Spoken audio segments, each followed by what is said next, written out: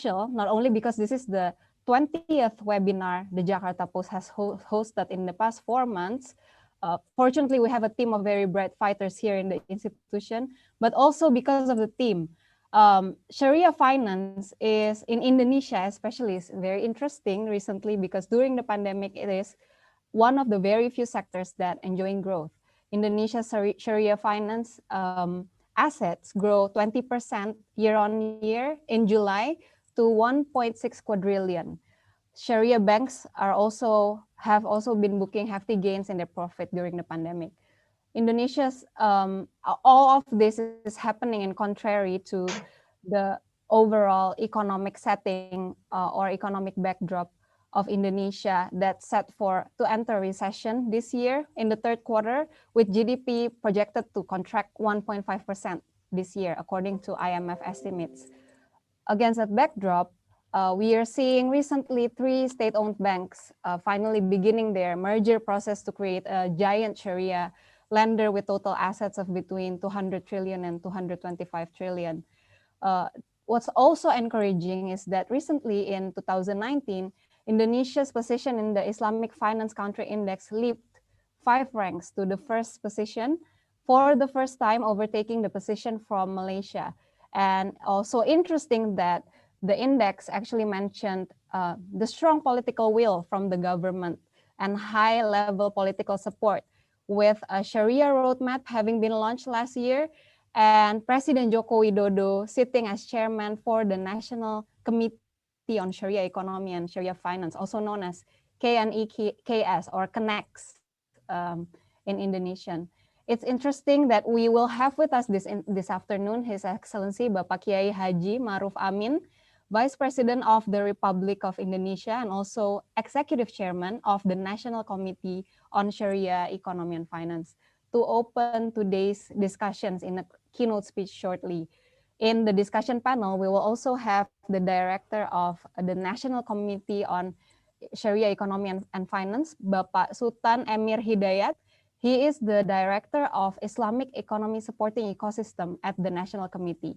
We will also have with us this afternoon Ibu Friderica Widyasari Dewi, also known as Ibu Kiki, Deputy Secretary General of Indonesian Islamic Economy Expert Association, IAEI, and CEO of BRI Danareksa Sekuritas. Halo Ibu Kiki, Pak Emir, semoga baik-baik kabarnya. We will also have with us Pak Endy Omar Davis. Sama-sama Bu. We will also have with us today Bapak Endy Omar Davis, Operations Team Leader at Islamic Development Bank Regional Hub Indonesia, to share with us lessons learned from around the world on Sharia finance, also in Indonesia. Good afternoon, Pak Omar. Good afternoon. Assalamualaikum. Waalaikumsalam. Last but not least, we have Ibu Nini Sumohandoyo, Director of Sharia, Government Relations, and Community Investment at Prudential Indonesia, to share the valuable private sector perspectives on Islamic finance, especially from the lens of an insurance company. Before we start, I would like to encourage all attendees today, all the participants, to ask any question you may have to the panelists in the Q&A box in the bottom center of your Zoom application. We would select a few questions to be asked live after the discussion panel. And panelists, please feel free to respond to the questions directly through the Q&A box as well, if you may. For those of you who prefer to listen in Bahasa Indonesia, please click on the interpretation button on the bottom right of your Zoom screen and click on the Japanese language. Our interpreter, Mas Hikmat Gumilar, is on that line to provide simultaneous translation to Bahasa Indonesia. Bagi hadirin yang berkenan mendengarkan diskusi sore ini dalam Bahasa Indonesia, silakan klik tombol interpretation di bawah kanan layar Zoom Anda. Finally, good journalism needs your support. Subscribe to the Jakarta Post today on thejakartapost.com/packages to support us.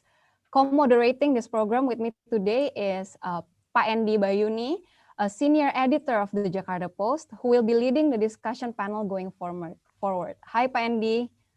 Hi, Esther. Okay, you want me to take over now? Yes, sure. Okay, thank you, Esther. Bismillah, Assalamualaikum, good afternoon, peace be upon us all. Just to add a little bit more background to the topic, I would say this is a very exciting time to discuss the Sharia finance industry. In spite of the economic recession, as you said, the Sharia finance is reporting a robust growth, and the various Sharia banks are outperforming conventional banks in the past year. So this is a further proof that Sharia finance has the potential to make a large contribution to the economy, excuse me, to the economy and to the current economic recovery efforts. What's even more important, I think, is that Indonesia has started to paying serious attention to Sharia finance, as indicated by the establishment of the National Committee for the Sharia Economy and Finance in February, directly under President Jokowi and with Vice President Ma'ruf Amin as the executive chair. So this webinar will discuss the opportunities and challenges in the Sharia finance industry in the current economic recovery phase and of course beyond. So we will look also at the regulatory framework needed to support the Islamic economic ecosystem, and we will also be looking at lessons learned from around the world. Now, we have the pleasure of having His Excellency Vice President Kiai Haji Ma'ruf Amin giving the keynote address.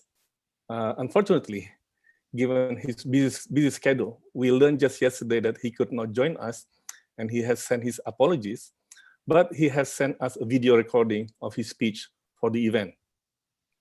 He will address in Bahasa Indonesia. There will be translation into English provided here. After he finishes, I will give a short English summary, and then we can start the discussion panel. So on that note, let's watch the video.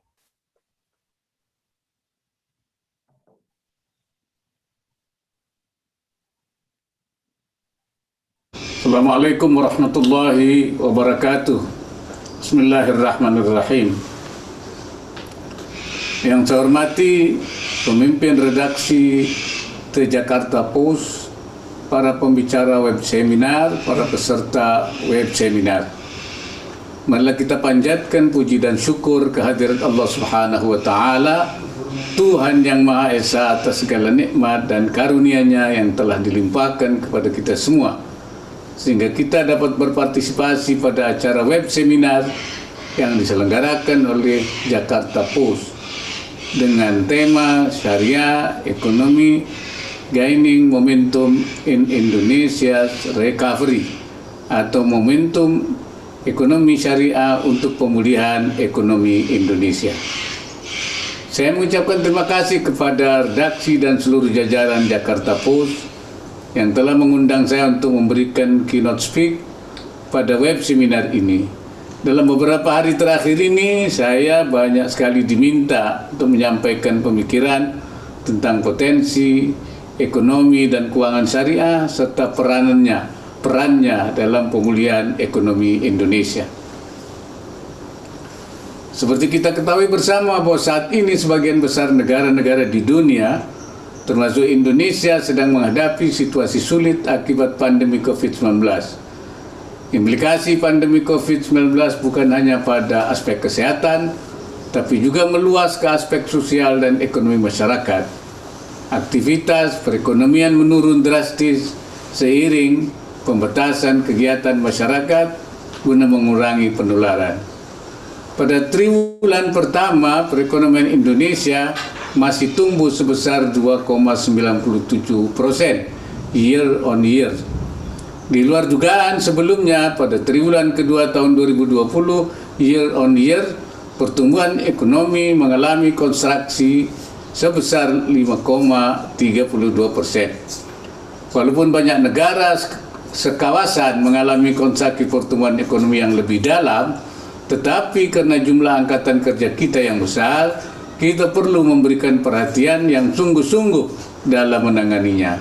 Kita sekarang sedang menunggu angka pertumbuhan ekonomi triwulan ketiga yang diharapkan sudah akan memperlihatkan pemulihan kegiatan ekonomi. Oleh karena itu, selain upaya sungguh-sungguh dalam mengendalikan penyebaran COVID-19, pada saat yang sama kita juga harus mampu menangani dampak ekonomi agar tidak terpuruk terlalu dalam dan bahkan dapat bangkit kembali. Untuk membantu mengatasi dampak ekonomi akibat pandemi COVID-19, pemerintah tidak tanggung-tanggung menyediakan anggaran sebesar 695,2 triliun untuk program pemulihan ekonomi nasional atau PEN. Dalam program PEN ini dialokasikan 87,93 triliun untuk penanganan kesehatan, 239,53 triliun untuk bidang perlindungan sosial, 128,21 triliun untuk dukungan UMKM, 120,61 triliun untuk insentif usaha, 48,85 triliun untuk membantu korporasi dan BUMN, serta 70,1 triliun untuk berbagai sektor di kementerian dan lembaga serta bantuan pada pemerintah daerah.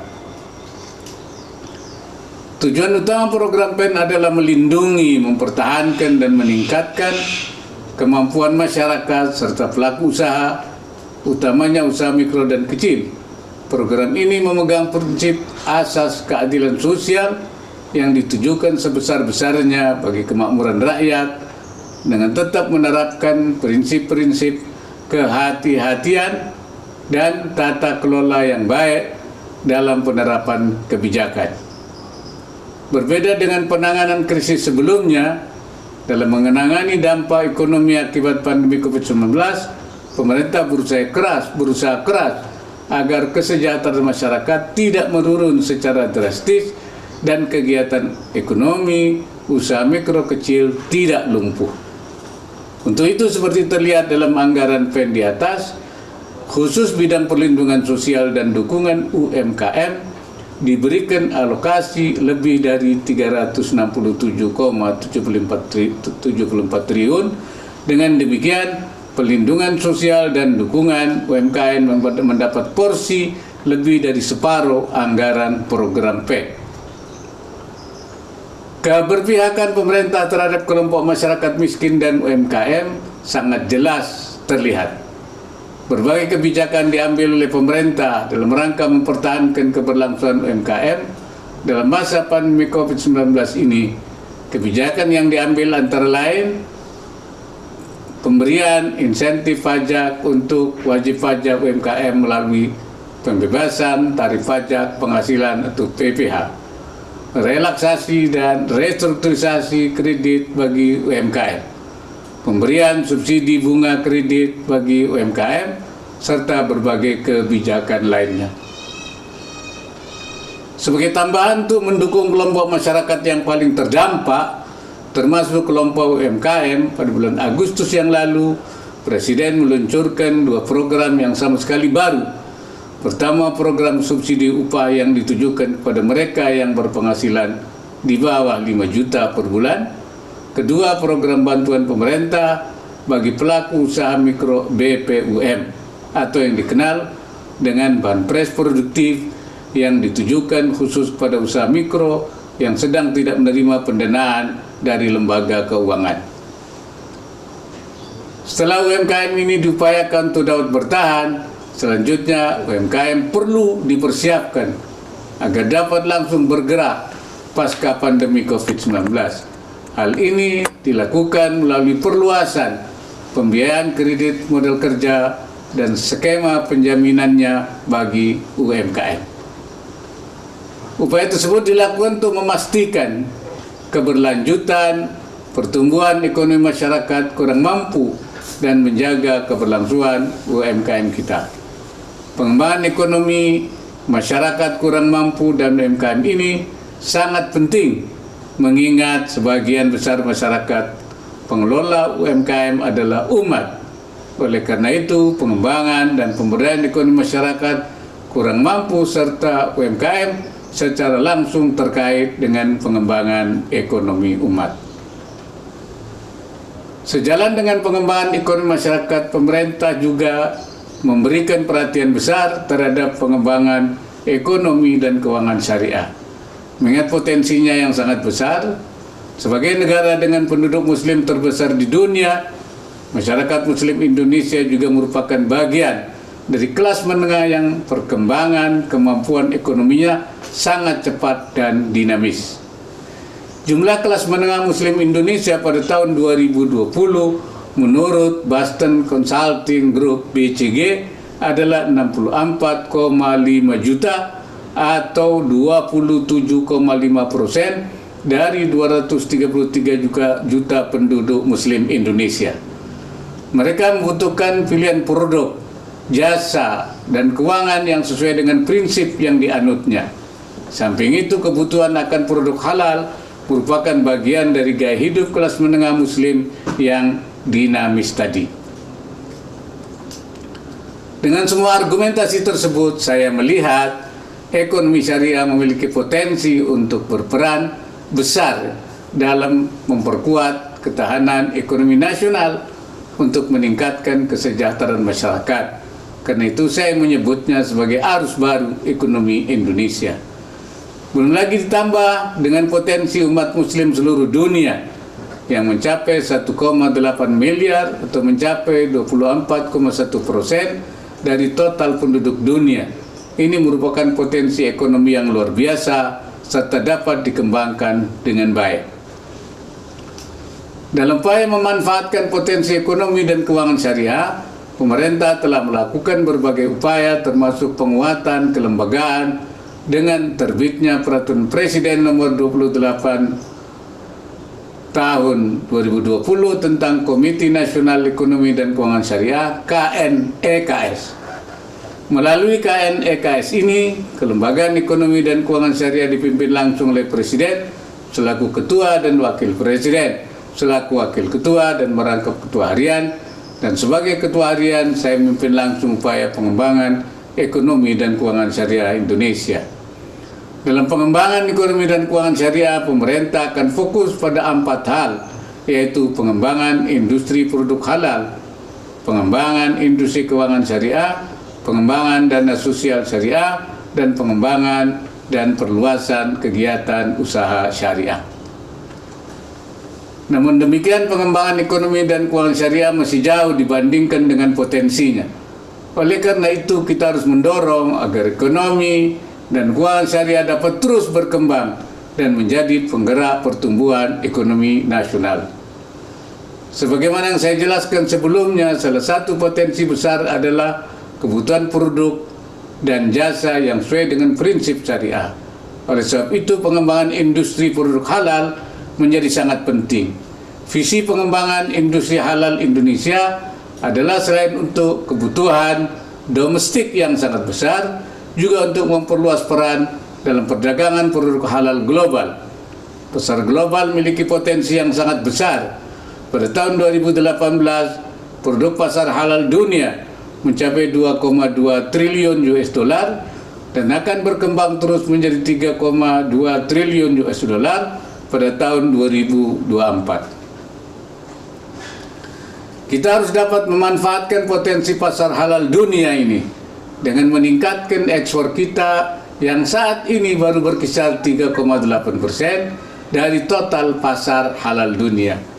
Kita harus dapat mengejar Brazil yang berdasarkan laporan Global Islamic Economic Report tahun 2019 merupakan eksportir produk makanan dan minuman halal termasuk daging sapi dan unggas nomor 1 dunia dengan nilai 5,5 miliar US dollar. Selain itu, kita juga harus mampu mengisi potensi produk halal lain dalam bidang modest fashion seperti hijab dan pakaian muslim yang saat ini semakin digemari sehingga turut melibatkan brand-brand fashion besar. Terkait dengan pengembangan industri halal ini, kita sudah memulainya dengan antara lain membangun kawasan industri halal. Saat ini Menteri Perindustrian telah menetapkan 2 kawasan industri halal atau KIH, yaitu Modern Cikande Industrial Estate di Banten dan Safe and Lock Halal Industrial Park di Kabupaten Sidoarjo. Paling tidak ada 6 permohonan penetapan KIH di berbagai daerah yang sedang diproses. Dalam KIH ini, layanan sertifikasi halalnya akan dilakukan secara satu atap, one-stop service. Tetapi keberhasilan dari semua upaya pengembangan ekonomi dan keuangan syariah terletak pada pelaku usaha itu sendiri. Oleh karena itu perlu dibangun pusat-pusat inkubasi pengusaha syariah di berbagai daerah sebagai pusat pembinaan dan penyemaian, dan selain itu juga perlu dibangun pusat-pusat bisnis syariah, Syariah Business Center yang didukung oleh infrastruktur digital dengan sebagai sarana interaksi dan transaksi antar pelaku bisnis syariah. Kita juga terus memperkuat industri kecil yang selama ini telah menghasilkan produk-produk halal melalui penguatan ekosistemnya termasuk pendanaan dan kelembagaannya. Dengan demikian mereka akan siap untuk mengambil peran pasca pandemi COVID-19 berlalu. Dalam rangka memperkuat kelembagaan keuangan syariah di dalam negeri dan dalam rangka meningkatkan partisipasi Indonesia dalam perekonomian syariah global, maka pemerintah akan menggabungkan 3 bank syariah yang dimiliki oleh Himbara, yaitu Bank Syariah Mandiri, BRI Syariah, dan BNI Syariah. Dengan bergabungnya ketiga bank syariah tersebut, diharapkan Indonesia memiliki bank syariah yang dapat bersaing di tingkat global. Sementara itu terkait dengan lembaga keuangan ultramikro, pemerintah akan memperbanyak dan memperluas pendirian bank wakaf mikro. Adapun untuk lembaga keuangan mikro seperti PMT dan koperasi syariah, pemerintah juga akan berikan dukungan lebih besar untuk pengembangannya ke depan.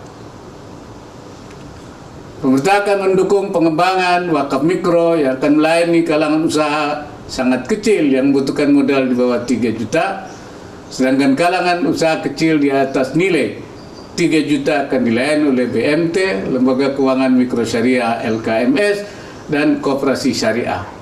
Pemerintah juga akan melakukan intervensi melalui Lembaga Pengelola Dana Bergulir LPDB yang berada di dalam Kementerian Koperasi UKM dan melalui kurs syariah yang ada di bank-bank syariah, baik untuk usaha mikro, kecil, ataupun menengah.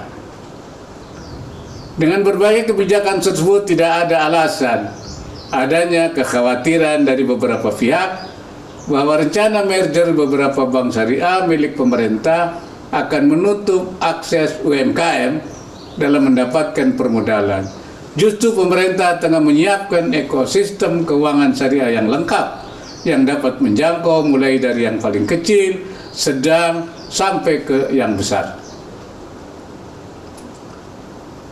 Dalam bidang social fund, yakni zakat, infak, sedekah, dan wakaf, sampai saat ini kita di Indonesia belum bisa mengkonversi potensinya yang demikian besar menjadi sebuah kekuatan finansial alternatif yang dapat menopang aspek fiskal untuk kesejahteraan umat Islam di Indonesia.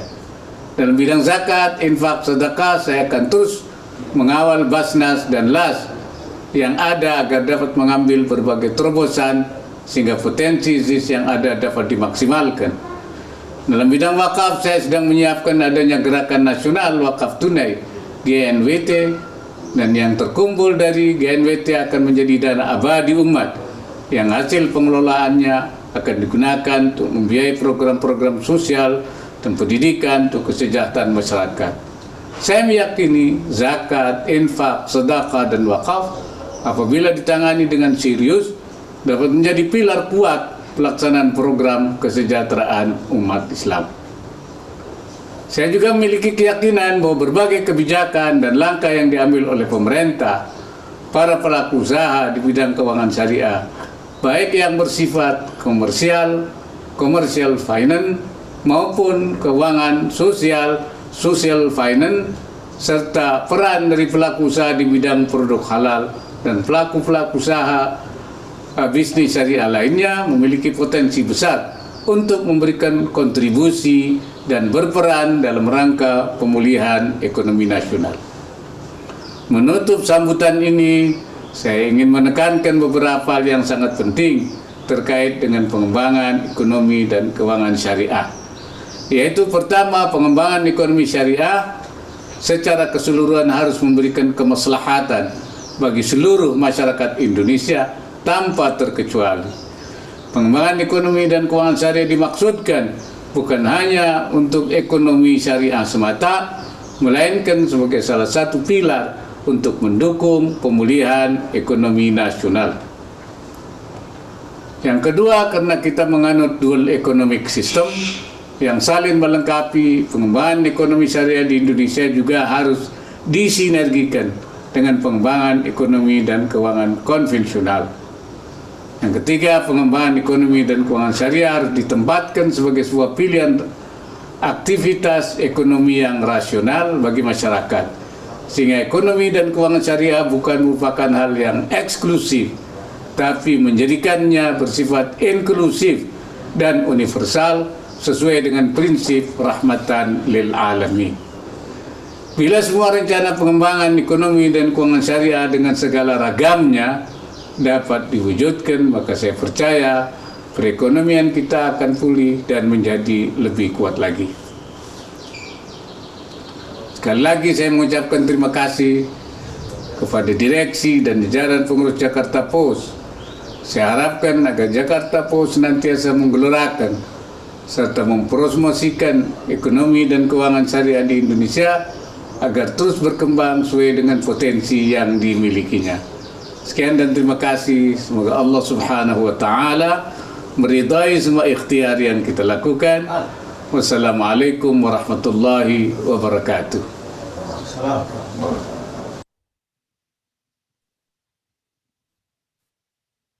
Waalaikumsalam warahmatullahi wabarakatuh. That was a very good speech. I'm sure you all agree. I will try to summarize, but I'm sure I will not do justice because the speech was very powerful and has a lot of great points, but I will give it a try anyway. There are 5 points that I think need highlighting. First, I think the Vice President said the government is taking the utmost care to look after the poor and the small and medium and micro businesses that have been affected by the economic recession. He said more than 50% of the 695 trillion rupiah fund for the economic recovery is actually being allocated for fighting the pandemic. It's going to programs for the social safety network and also to help the micro, small, and medium enterprises, basically to help the economy of the Ummah. The second point on the Sharia economy and finance, he underlines the fact that Indonesia's Muslim middle class is growing, and quoting the Boston Consulting Group, BCG, is at 64.5 million strong, or nearly 28% of the population, of the Muslim population of 233 million. These are the people that will be demanding halal products and services. So it is indeed a huge domestic market. Globally, the Vice President said there are 1.8 billion Muslims, or 24% of the world population, presenting even bigger economic opportunities. The global market for halal products and services in 2018 came to $2.2 trillion and expected to rise to $3.2 trillion in 2024. However, he pointed out that Indonesia's share of this global market, of this global halal product market, is a mere 3.8% of the total. This is Indonesia, the country with the largest Muslim population.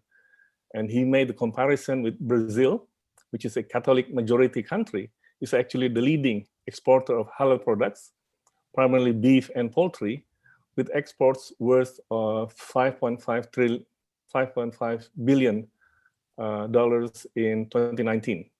So the message that the VP is conveying is that Indonesia should not be looking only at the domestic market, but as the country with the largest Muslim population, we should also be looking at the global market. The third point is about the establishment of the National Committee on the Sharia Economy and Finance, or KNEKS, which is an extension of the KNEKS founded in 2016. This was expanded in early this year with Jokowi as chair and Pak Ma'ruf himself as the executive chair, overseeing the day-to-day committee operation. He mentioned 4 areas of focus for the committee. One is expanding the halal industry, and second is expanding the halal finance. The third is expanding the Sharia social fund, and last but not least, expanding the halal enterprises. Among some of the measures he mentioned is that already now plans to set up halal industrial zones, one in Banten and one in East Java in Sidoarjo. And then the committee is also setting up Sharia business incubation centers, and then also halal business centers with digital infrastructure support, where people can actually conduct transactions on halal business. The point number 4, he mentioned about the merger of the 3 state-owned Sharia banks, Bank Mandiri Sharia, Bank BNI Sharia, and Bank BRI Sharia, so that this larger bank will be able to compete globally. It's very important. He also assured us, because there were concerns, that the merger would close down the access to capital for the micro, small, and medium enterprises. He said that's not going to happen. The government is making, or the committee is making lots of arrangements for financial schemes and credit schemes for the micro, small, and medium enterprises, including through the setting up of Bank Wakaf for micro businesses. The last point, he talked about the social funds, the alms, zakat, infak, sadaqah, and wakaf from Muslims in the country, which should be a huge sums of money. But he said we have not been able to fully convert this huge fund to become an alternative source of fund. The Vice President said he will personally lead the national wakaf movement to gather and collect these funds and then put them into good use, because he believes that this, if he can maximize this fund, it could be a strong pillar, not only for the finance sector, but also to ensure the prosperity of the Ummah. In closing, the Vice President said, the Sharia economy and finance must be for the good of everyone. He mentioned the word maslahatan, for the good of everyone without exception. So not just only for the Ummah. And then it should be synergized with the conventional economy, and rather than going its own separate way. The Sharia finance and economy must not be exclusive, and it must be inclusive and universal in accordance with the message of Islam, Rahmatan lil Alamin, or mercy for all creation.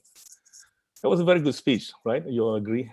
Well, the Vice President speaks with authority on the Sharia economy because in his previous life, before he became an ulama, he was actually a politician, and he served in the House of Representatives in the Economic Commission. So he knows what he's talking about, and especially when it comes to Sharia. Okay, let us now turn to the panel to continue the discussion and pick up on some of the points raised by the Vice President. We have 4 great speakers. The bios already read earlier by my colleague Esther, but just as a reminder, we have Pak Sutan Emir Hidayat.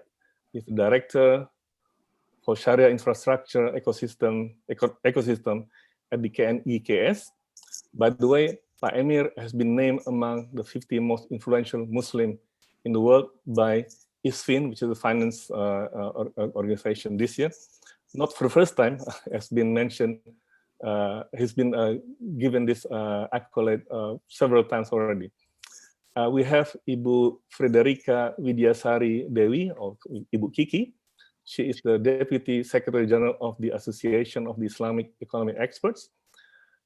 She spent her career in financial world with the Indonesian Stock Exchange in her previous life, if I may mention, Before becoming an economist, Kiki was an accomplished model and movie star.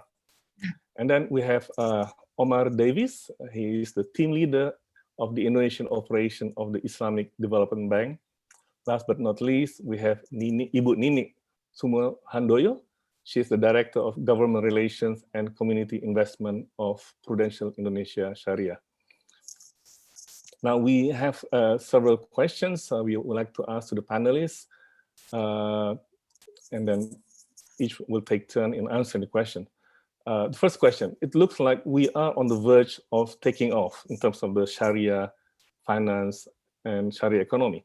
The indicators that Esther mentioned, we are the #1 Islamic index in the 29 by Islamic country index in 2019 by Global Finance because of the huge potential and now even stronger government commitment through the KNEKS. And the growth in the past year of the Sharia banks outperforming conventional banks is another indication. So the question is that I'd like to put on to the panelists is, what are the opportunities and challenges of the Sharia finance in Indonesia as we are facing this potential takeoff? We can start with Emir. Thank you, Pak Endy. When it comes to opportunities, our country, Indonesia, has a lot of opportunities actually in developing Islamic economy and finance, or we always call it Sharia economy and finance. Since we are #1, we are the largest Muslim majority country in the world. It has been mentioned many times in this webinar. Therefore, we have seen many mosques and Islamic boarding schools or pesantren across the country. There are around 800,000 mosques and more than 28,000 registered Islamic boarding schools or pesantren in Indonesia. In fact, Alhamdulillah, actually I'm one of the graduates of pesantren. Uniquely, pesantren is not only an educational institution, but also as a driver of the social economy, especially for its surrounding areas. Thus, pesantren supports regional economy actually. The regional economy is a part of the national economy and plays a major role in reducing the gap and inequality in income in Indonesia. Islamic finance could support this ecosystem with the social interaction between pesantren and micro, small, and medium enterprises, MSMEs. It has been mentioned by our Vice President, which are located inside or outside the pesantren, which are born with the pesantren by religious values. Pesantren can be the agent actually of the Islamic financial institution to help those MSMEs in obtaining their financing needs. Pesantren also can promote values and principles of Islamic finance, such as risk sharing, transparency, mutual cooperation, and the prohibition of maisir, gharar, and riba to the residents living nearby the pesantren. Thus, it will enhance the public literacy on Islamic economy and finance. Pesantren can also provide financial services that support the MSMEs, which includes forming Baitul Mal wa Tamwil, BMT. According to Islamic Financial Development Indicator, IFDI report, published by Refinitiv and ICD, International Corporation Development, which is the subsidiary of Islamic Development Bank, Indonesia was ranked #1 for the knowledge assessment indicator last year, since it has the largest number of educational institutions related to Islamic economy and finance. In addition, it has been mentioned by our Vice President, Indonesia also has great potential in the field of Islamic social finance, ZISWA. The potential of zakat collection in Indonesia is estimated around 250 trillion rupiah. But unfortunately, the collection through registered or formal amil is only around 10 to 12 billion rupiah.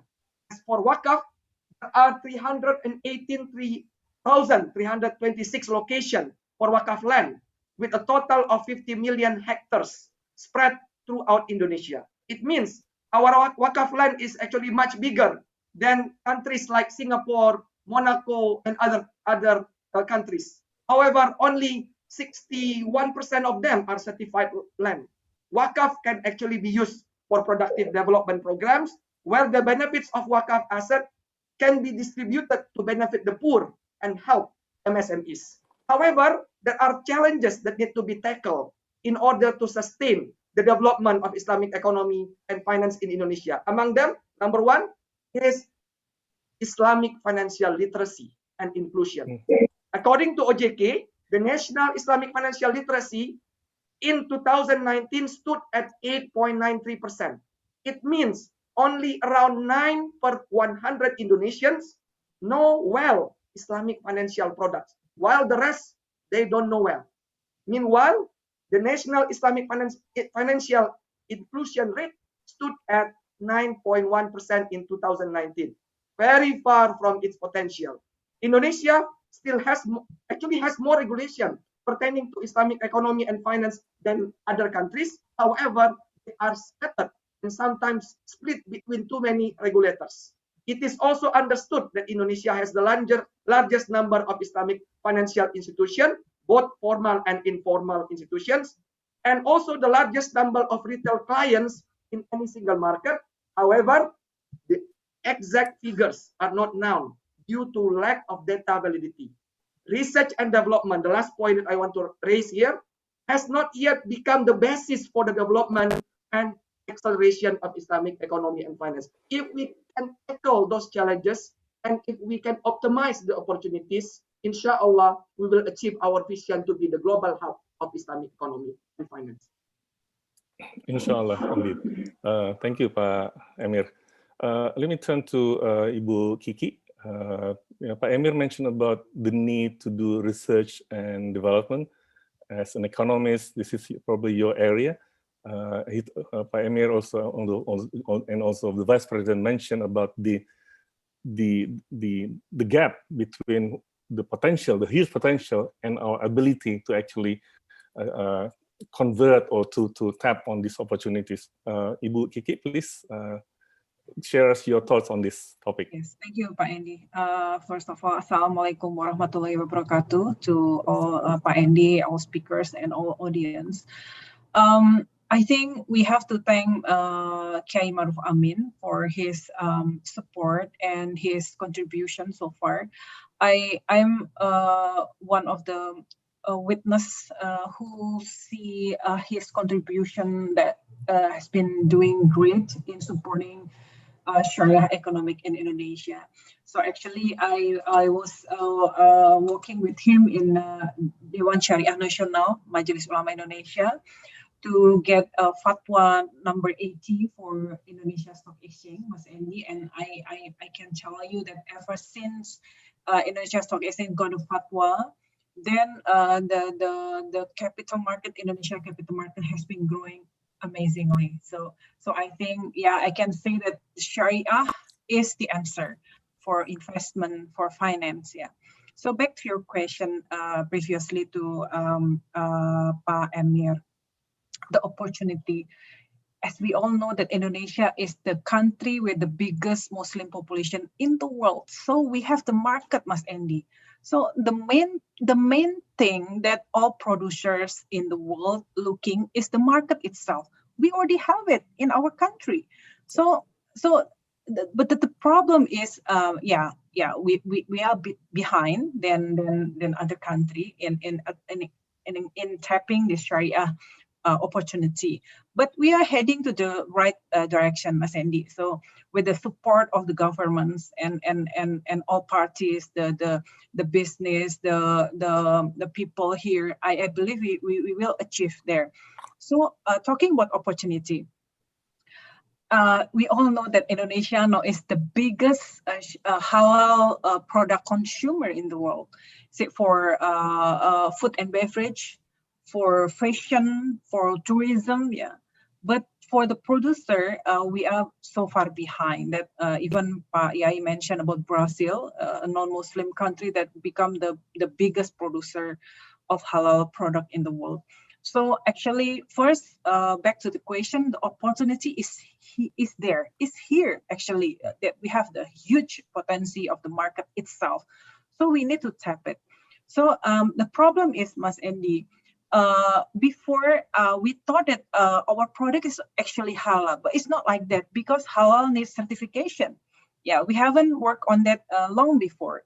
So we always thought that as long as it doesn't contain pork, for example, it's halal. It's not like that, because we have to prove that from the raw materials, the process, the distribution channel, and everything should be certified halal and something like that. So so the opportunity is there. The challenge is how we can we can be the producer of halal products, at least to fulfill the needs of our country. That so we can lower the imports products from other country. That is Mas Endy. So because I come from the capital market, so I can also share with you that the number of issuers that already Sharia compliant also has been increasing significantly for 10 years. I remember, Pak Endy, when I was in Jakarta Stock Exchange, if we talk about Sharia, like everybody said, like, can you change to other topic, because it was not interesting at all, something like that. But we really working on it, Mas Endy, and because like this, Mas Endy, before, like the growth of Indonesia capital market, just like that, also very limited, and also the number of investors. So I found out that when I did education to people about investing, they always ask whether investing in capital market is Sharia or not. Yeah. Then I know that we were not the one who should type to the question, because we are the one who are eligible to answer, right? So that's why I came to Majelis Ulama Indonesia Ulama Council, and we got the fatwa. So I know the answer is Sharia itself, Mas Endy. So for the research and development, yes, indeed, it is needed, very much needed. But I think it's not only in Sharia. In our country, also research and development a bit behind than we should have, right, Mas Endy? So yeah, that's my opinion for the time being. Thank you, Ibu Kiki.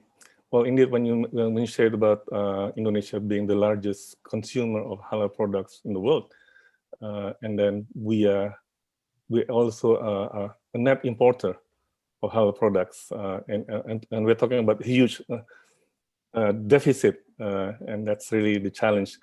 I'd like to turn to Pak Omar, since you at the Islamic Development Bank, you have observed the growth of the Sharia globally, and indeed, I think the global Sharia industry is growing tremendously.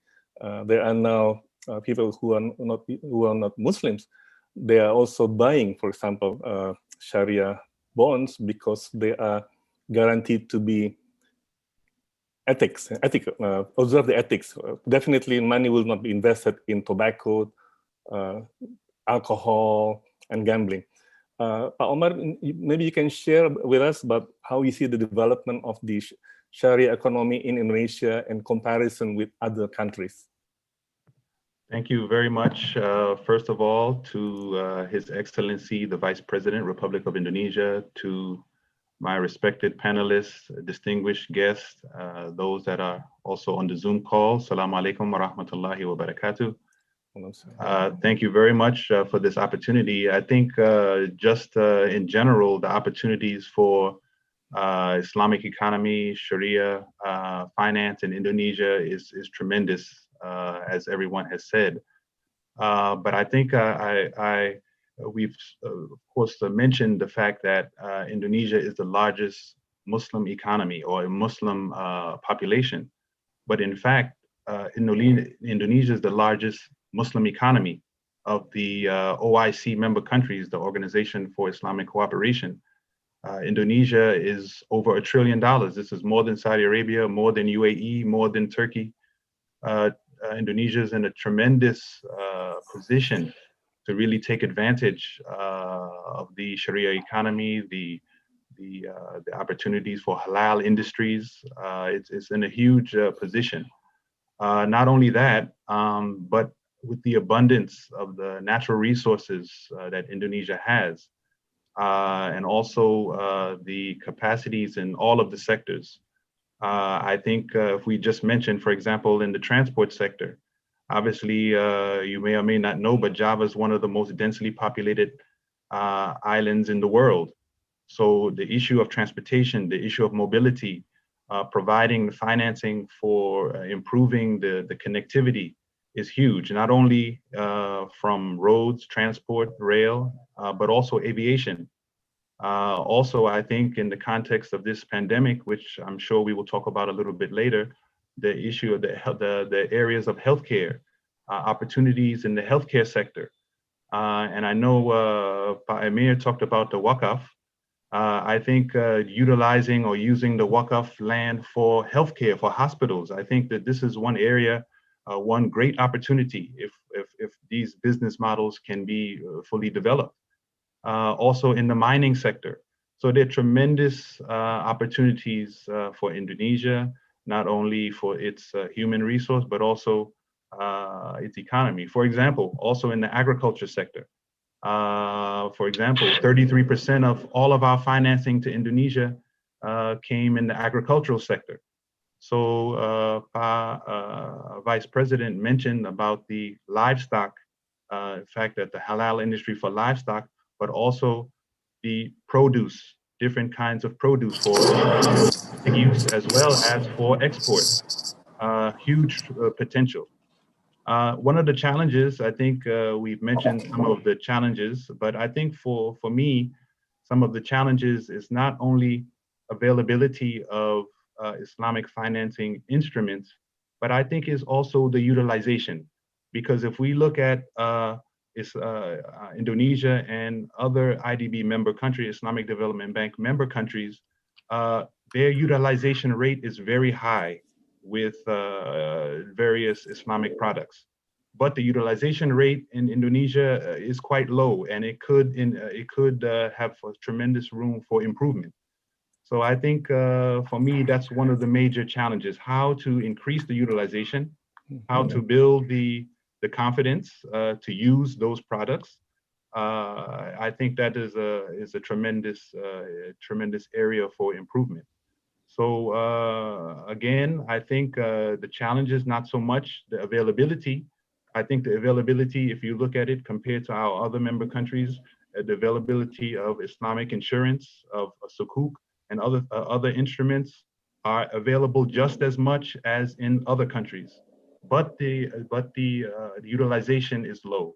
So I think that's one of the major challenges from my area, how to get the utilization rates up. Thank you. I think if I can ask a little bit further on that, actually, Pa Omar, it's interesting because the Islamic Development Bank has just recently approved 262 million financing for health projects in Indonesia, right, to tackle the pandemic.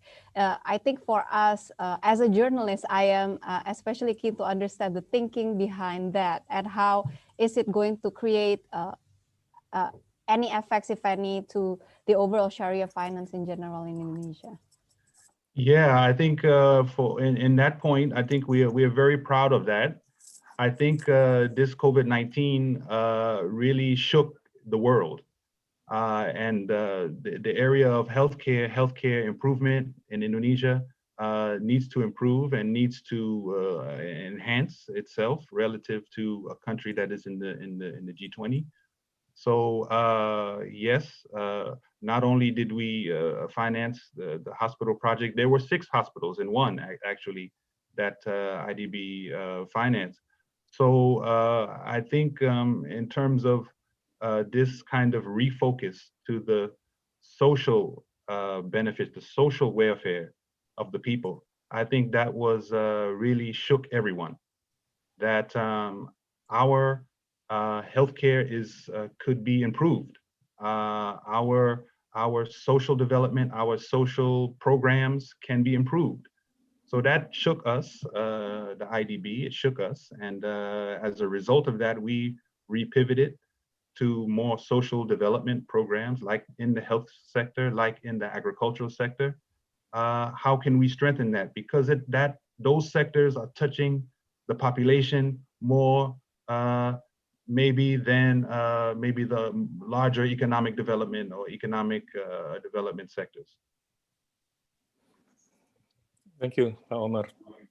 Ibu Nini, you are in the insurance industry, and the Prudential has a Sharia life insurance. Can you talk about how easy or how difficult was it to actually initiate the Sharia insurance products, life insurance, maybe the larger, also if you can talk about the larger financial industries challenges in developing those products.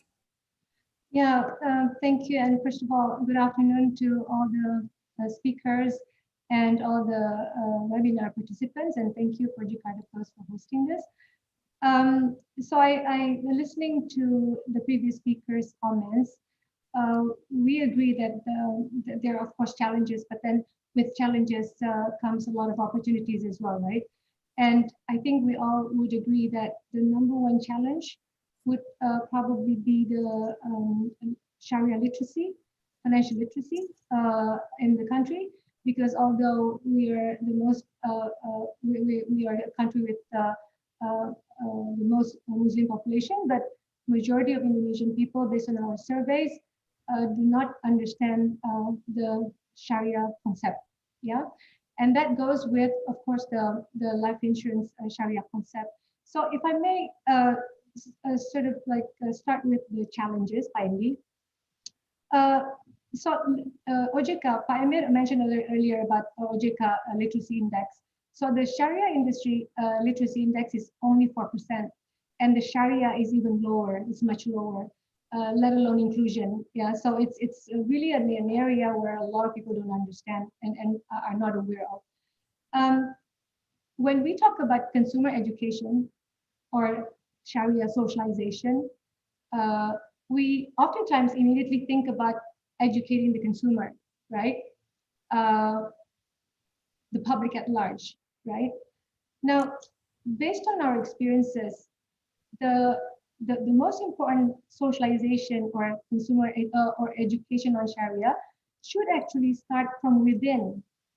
By that I mean, I as a professional, I need to learn a lot more about it, because every day I learn about the industry, about the Sharia principles, about the fatwas and everything. It's very important, right? And the more you learn, the more you are committed and passionate about it, because it is a very, it is a concept that is very relevant to our lives, and it's a universal concept, as was mentioned by a couple of earlier speakers. Now, after that, we need to make sure that the staffs, so the companies, the staffs need to understand what Sharia is. The BOD, the BOC needs to understand it. If you come from a joint venture company, for instance, then the regional offices, the headquarters need to understand the Sharia concept of insurance. Why it is important? Because only when they understand it will they be able to see the beauty of it, right? And then invest in it, right? So, Endy, oftentimes within the friends within the Sharia associations, some of the head of Sharias, because most of the insurance companies have a unit Sharia, it's not a full-fledged company. Oftentimes they come and they say, Nini, you know what? These people are very committed, yeah, in growing. They believe in the Sharia economy, they believe in the Sharia insurance, and they are committed to grow it. But oftentimes they feel that their management or the company or the shareholders, right, are not so much committed to it. And we believe that that is due to lack of understanding of whatever it is that we're discussing right now, right? Oftentimes when you have a regional office, oftentimes they probably don't really know what's happening in, say, Indonesia, in terms of the market potential, and in terms of the fact that there is KNEKS, for instance, yeah, being established by the government, chaired by the president, and Kiai being the executive chair. That is very powerful.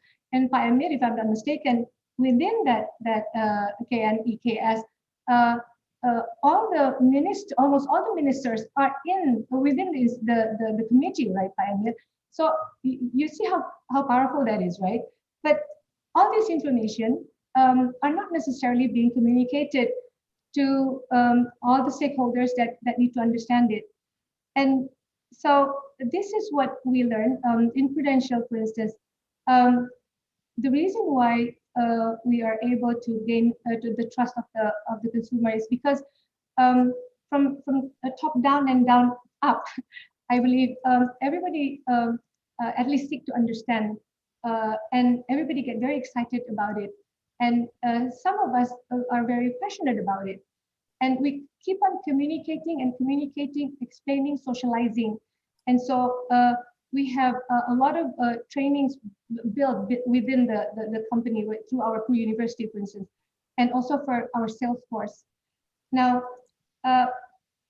once the companies itself understands the potential of the Sharia insurance and Sharia economy at large, only then it would be more efficient for us to communicate, for instance, our business partners. Oftentimes, when we have a bank partner, right, the bank partner would choose to do conventional business with us, yeah. So very seldom they would go to, let's say, do a Sharia product, for instance, right? And when I go to some even government institutions, Emir, sometimes when I say, okay, we do Sharia insurance, a lot of them, they don't understand it, right? So I think we need to start from within. It's not just directly to the consumer or to the public, but from within all the companies, all the ministries, all the organizations and all that. Now, to your question about how has it been for Prudential to build this Sharia business, it has been very, very interesting, Endy, I must say, because the number one thing that we focused on is exactly that. It's exactly consumer education and internal education.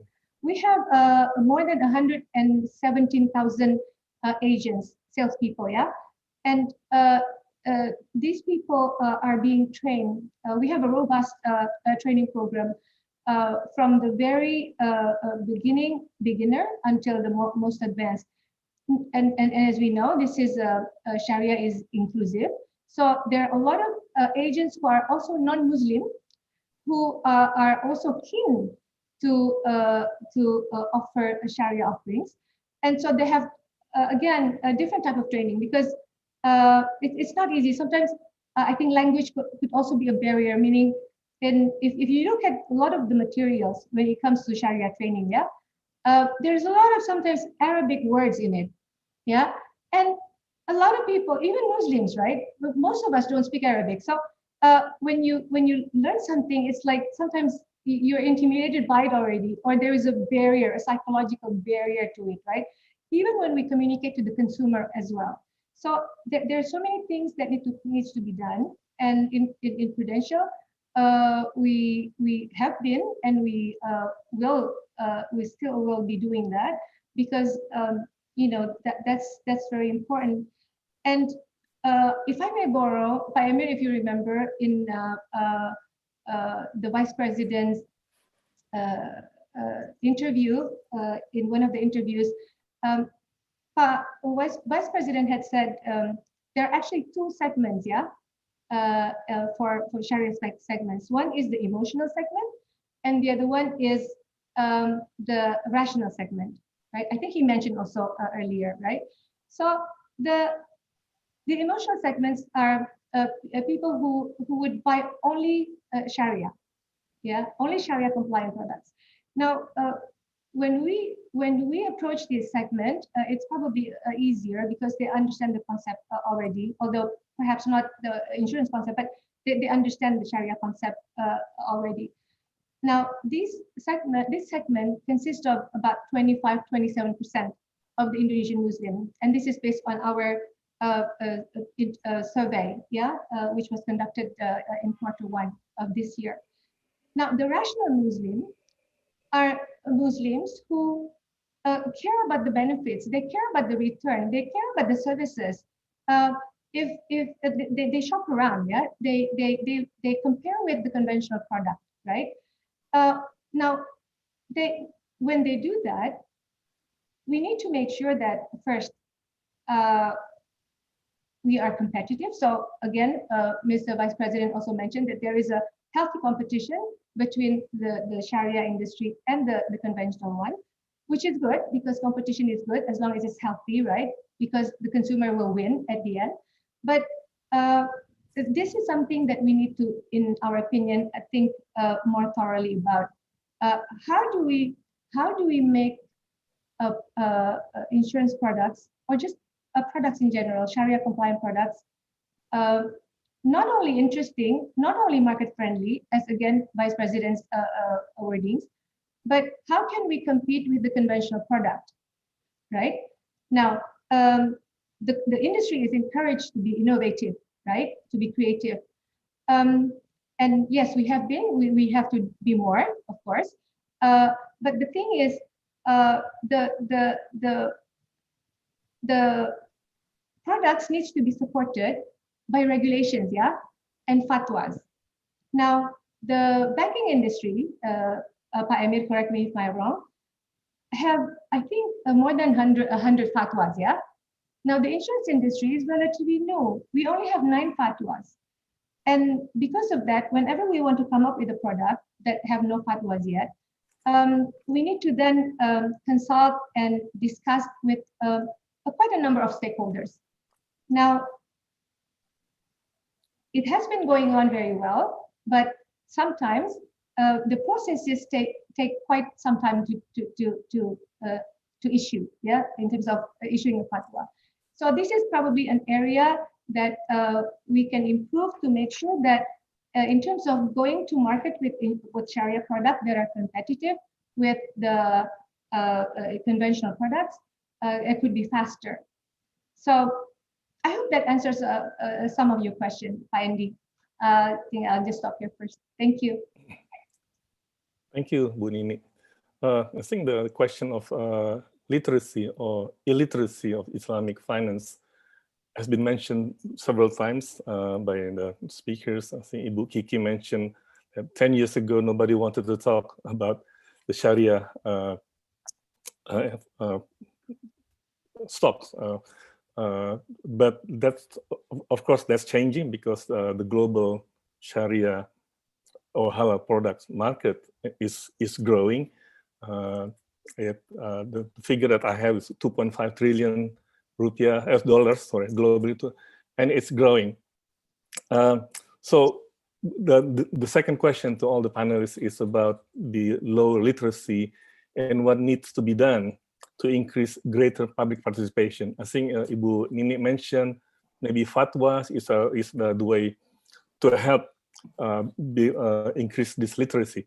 But Pak Sutan Emir, could you talk a little bit about what is the plan under the master plan 2019 with regard to building this literacy?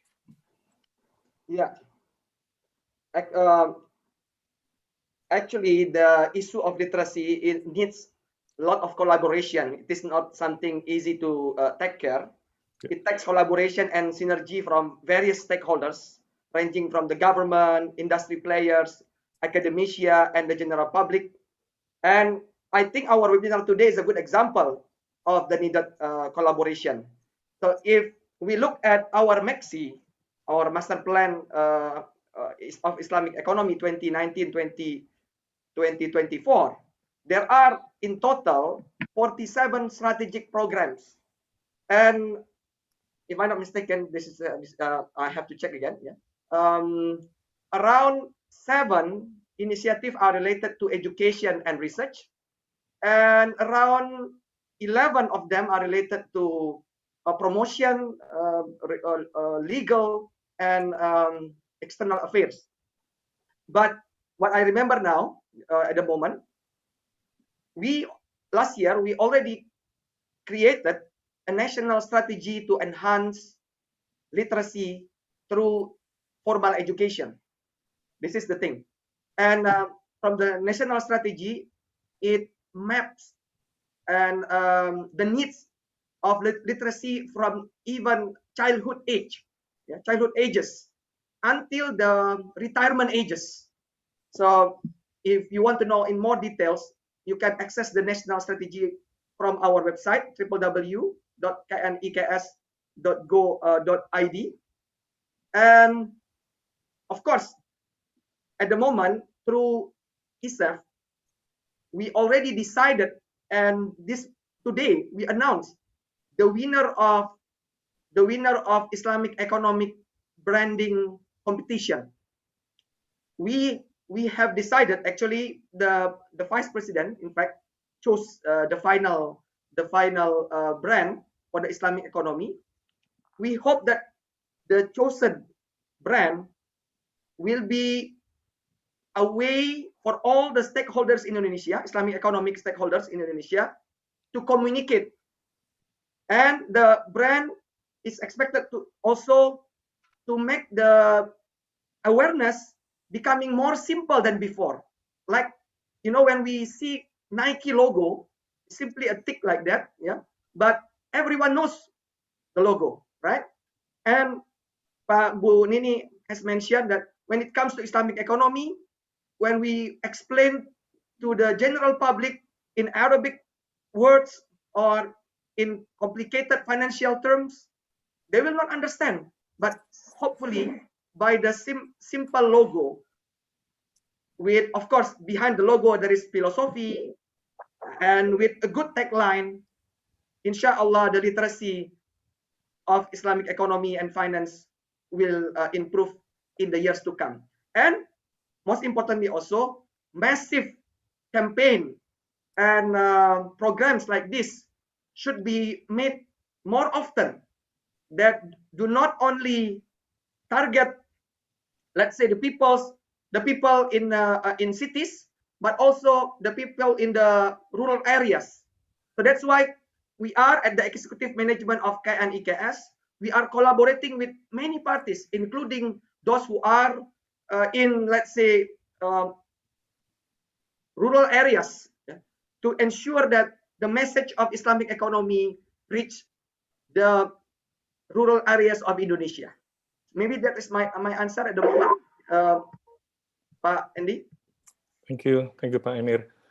If I can turn to Ibu Kiki, again, still on the issue of literacy. We are not reading much about literature on the Sharia economy and finance. Maybe your colleagues, economists, should write more. But I can also see the problem, because Sharia sometimes has negative connotations among some people. It's associated with the Sharia law, Islamic State.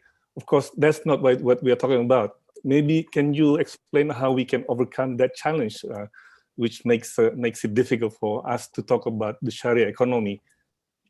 Thank you, Mas Endy. I think that's a very important point, Mas Endy. In capital market, we always educate people that Sharia products are not only for Muslims.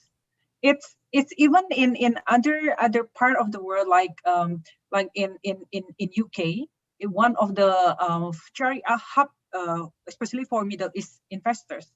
So in London, in other country, like in well-developed country, in capital market also, many just regular investors, they are interested in Sharia products because it's doing better sometimes from the conventional products, especially in time of crisis. If I can show you that. In capital market, we have several Islamic index, such as Jakarta Islamic Index, consists of 30 best stocks in Sharia stocks, and we also have ISSI, Indonesia Sharia Stock Index, and they are doing better than the Liquid 45, the best Liquid 45 stocks.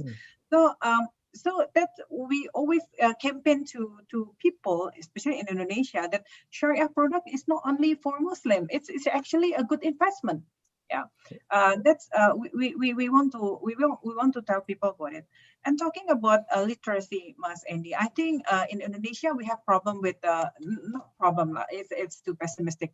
We still have do our homework in increasing literacy.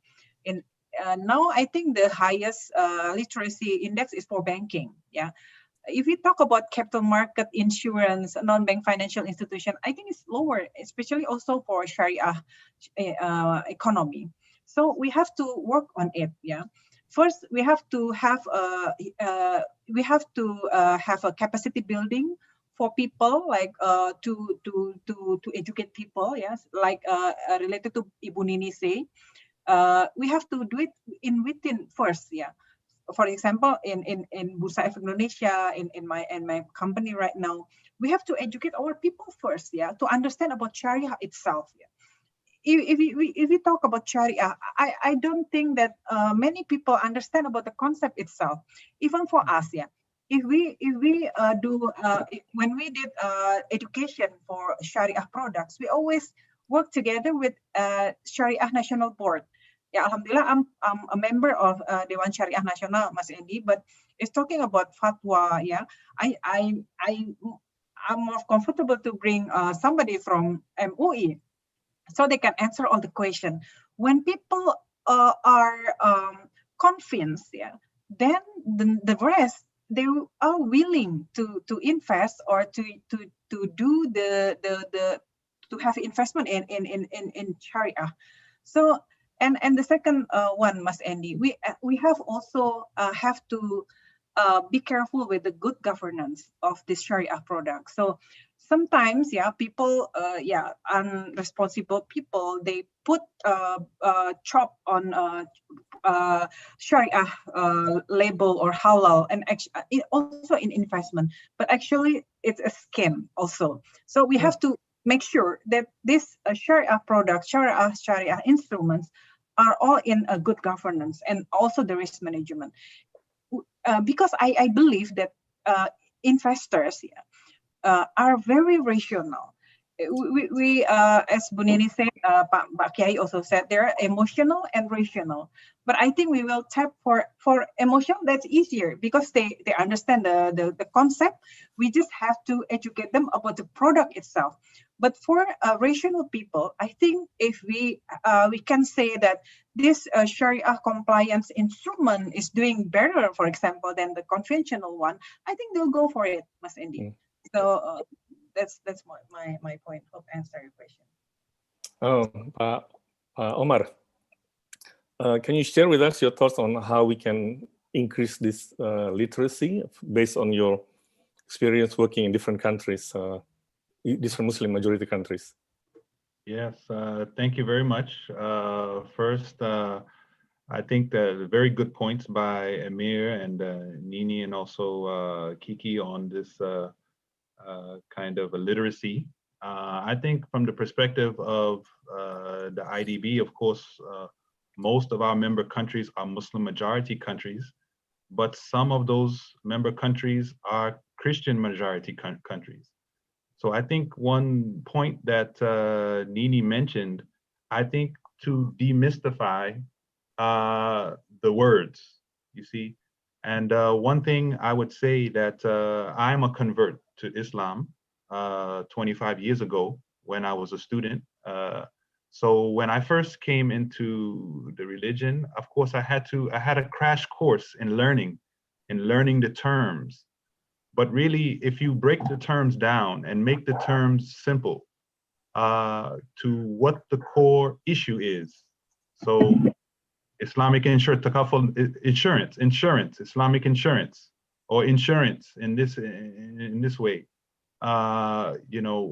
Sukuk is like a bond, So I think if we demystify the terms and make it more understandable for the consumer, I think that's the main issue. Trying to not make the terms, of course, these are Arabic terms, Islamic Arabic terms, Muslim terms, but it might be in some countries that we have to call it what it is, and really get to the core issue. I think for Indonesia and maybe some of the other countries, Southeast Asia, I think the issue is also confidence in the product. So if I'm a homeowner, or if I'm looking to buy a home, do I have the confidence in the Islamic product to say I am going to go with this bank? I'm going to personally invest in this transaction. So I think that's another issue. I think the literacy is there. Okay, we have to learn and we have to understand about our Islamic Sharia products. But I think that it's also that the confidence needs to be built in those products. So I think the conventional banks, they spend billions of dollars in marketing, in convincing, in showing you that their investments are, you can put your confidence in these products. So I think not only is the literacy important, but also how can we build the confidence? How can we build the confidence? How can we, in a competitive environment, how can we say, okay, our product is not like the conventional product. Our products are different. These are the advantages. These are the comparisons between the two, but you make the choice. So I think the building that confidence is a part of the literacy, is a part of the building the understanding in our communities, in our member countries, that Islamic products are superior and should be considered highly over any of the other products. So I think that that's work from our part, that we have to build that confidence. Thank you, Omar, and thank you for sharing that story of your conversion to Islam. I'd like to turn to Ibu Nini, but I have a more specific question, if I may. The Prudential Sharia life insurance won an award back in May as the #1 as top seller of Sharia life insurance in Indonesia. My question is, do you foresee the time when the selling Sharia life insurance is easier than selling the conventional life insurance, or is it already happening? Okay, thank you very much. Do you mind if I share a little bit my thoughts on literacy before I answer your question?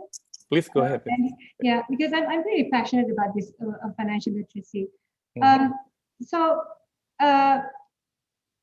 it's Omar mentioned about confidence, yeah, and it's interesting because when we socialize Sharia, right, whether it's to people, to our agents, to our staff, there is this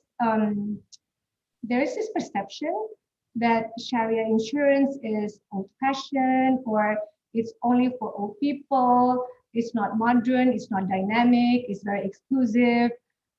You need to be so righteous before you can be part of it. You know. So these are the things that I hope Omar also meant. Yeah. So it's not just within the product, but it's like people, the practitioners need to be very confident about what they're doing, yeah, what they're trying to achieve. So confidence is one, and inclusivity is also extremely important, because Sharia is definitely is for everybody. Now, when we talk about how do we best reach the people when it comes to financial literacy, but Emir earlier mentioned, for instance, yeah, Emir, you said that there are, I can't remember how many thousands of pesantren you have, right? Okay. Can you imagine how powerful it would be if, for instance, the life insurance, the Sharia Life Insurance Association would team up with KNEKS and go through all these pesantrens and do financial literacy to these people, for instance, right? That would be extremely powerful. And also, based on our survey, 54% of the people who said that they have the intention to purchase Sharia products over conventional are millennials, which is good, right? 2534, right? So and this is a very important information, meaning all segments are important, but to be able to reach as many people as possible, as efficiently as possible, especially during COVID, we definitely need to use digital platform. That is like a must, right? We need to partner with startup companies. Like for instance, in Prudential, we collaborate with OVO, with Tokopedia, and in Prudential, we have this application called Pulse. We have about more than 3 million downloads and hopefully more to come. So it's basically a health management application for public. And soon we will have a Sharia offering in it. So there will be a lot of information, very interactive, very engaging on the benefits of insurance, for instance. But not only that, we want to go beyond insurance. We also want to have a lifestyle ecosystem, meaning teaming up with the halal industry, for instance, right? And because it's digital, we will then be able to capture more millennials and more people, for that matter, especially because of now. Pa Endy, to answer your question, I had the chance to browse through the Q&A box, if you don't mind. There is a person, there is a lady who asked, she said, there is nothing wrong with, hold on, she said, Ibu Indri, she said, in your insurance industry, the matter is not about the people do not know about Sharia economy. The matter is Indonesian people still have low understanding of insurance financial planning, right? You are right, Ibu Indri, in that, so the Sharia insurance has two challenges, right?